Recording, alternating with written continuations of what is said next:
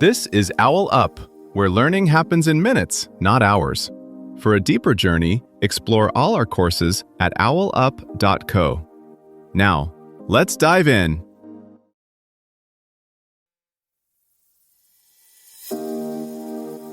Welcome back to Chapter 3 of our series, The Spanish Civil War, Stories from a Divided Nation. In this episode, titled Women in the War, A Silent Force, we'll explore the diverse and often overlooked roles that women played during this tumultuous time.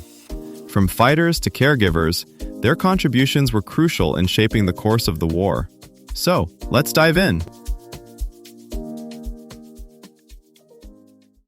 Gunfire cracks across a Barcelona rooftop. A teenager in a polka dot dress grips a rifle, staring straight at a camera. And into history. We know her name. But here's the twist. For every woman we can see in this war, there were dozens more working in total silence. Some of these women did carry rifles, but many more wielded clipboards, stethoscopes, ladles, and printing presses. In 1936, Spanish women stepped into roles that would have sounded absurd just a year earlier, directing hospitals, coordinating food logistics for entire battalions, editing frontline newspapers, or negotiating with party leaders twice their age. Think of a modern startup where the official CEO gets the headlines, but the operations lead keeps the whole thing from collapsing overnight. Only here, the product was survival. On the Republican side, anarchist and socialist women clashed with their own comrades over childcare, divorce, and equal pay, even while bombs fell. Nationalist women, meanwhile, built a vast welfare machine that fed, nursed, and disciplined the emerging Franco estate. Both sides discovered the same truth. Once women enter every layer of a war, nothing about politics or society can stay the same. Yet, if we zoom in on 1936, Spanish women were not starting from zero.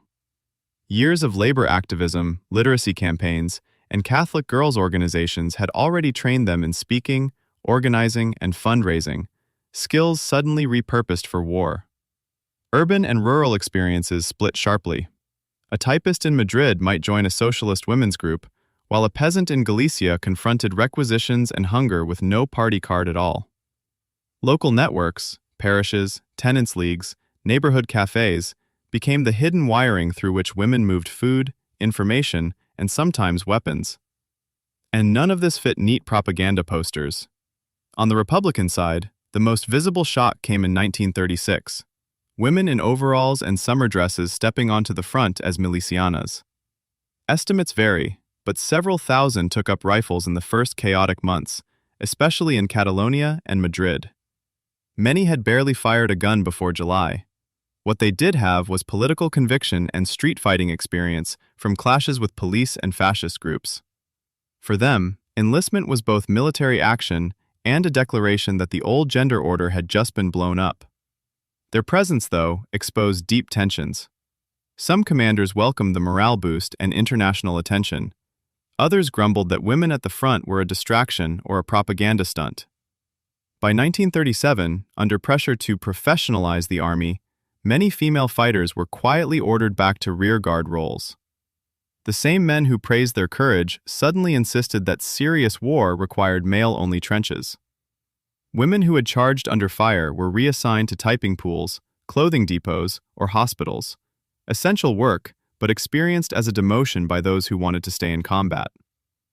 Behind the lines, female organization exploded in a different direction.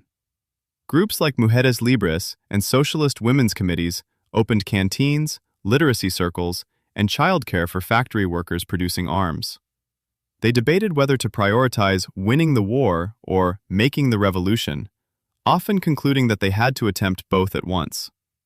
That double burden, keep the army supplied and fight for your own emancipation, shaped every decision, from demanding equal rations to challenging male comrades over who controlled union funds.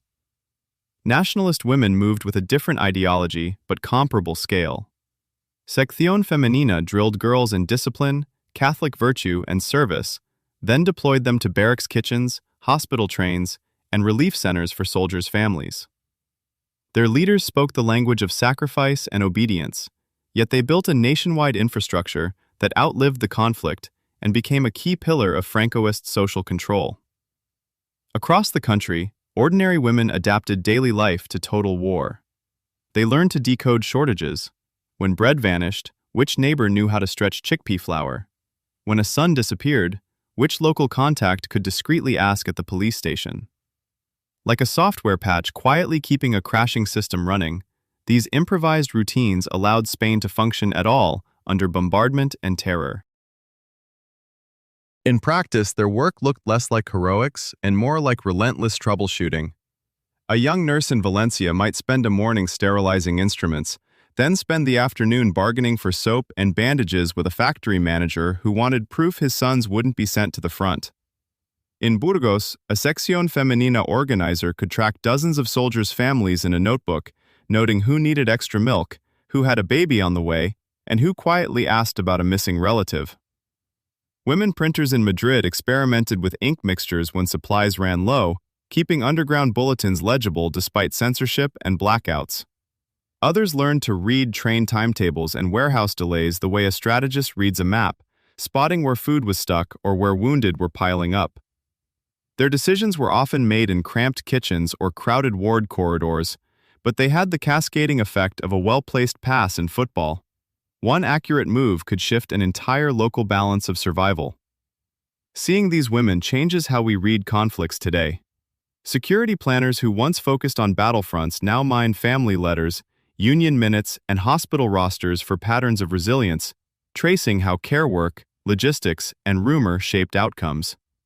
As Spain opens more archives, expect casualty maps and command charts to be joined by social maps of who fed, healed, and informed communities, much like adding a new data layer to a digital battlefield model.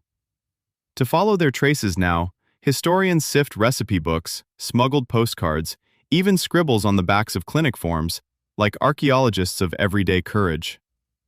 Your challenge this week: when you see any war story, film, photo, headline, pause and ask, whose work is missing from this frame, and how would the story change if it were visible? This was OwlUp, your daily step forward. To keep learning with structured courses and more insights, go to owlup.co. Until tomorrow!